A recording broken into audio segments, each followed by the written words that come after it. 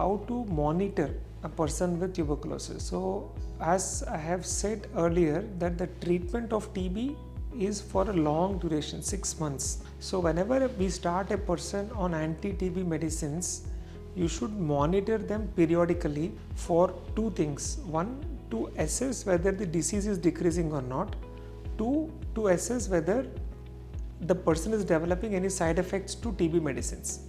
So how do we monitor a person on TB medicine is every 2 months, ideally, you have to do tests to assess whether the disease is decreasing or not. So if a person who is sputum positive, or when the sputum in the beginning has shown TB, after 2 months again you should repeat the sputum to ensure whether the sputum is negative or not.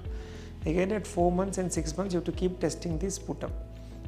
Similarly, X-ray is also a very simple tool and it will help in monitoring the control of the disease. And only when a person at the end of treatment, the sputum becomes negative, the X-ray becomes better and the person is improving, then only we can tell the person is cured. Also very important is when you monitor these people, other than the tests, we should also look at the overall clinical condition.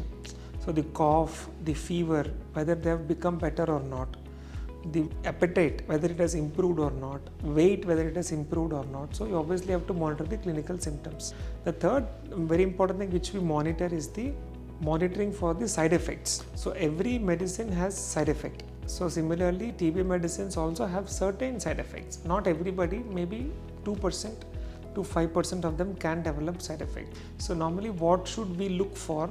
One is the liver function testing. So may not be for everybody, but at least for people who are elders, people who take alcohol, people who are weak, I think we monitor liver function test at the end of 2 weeks of therapy at least, or when the person develops any symptoms of jaundice or vomiting. Second thing which we also suggest is to examine for the eyes.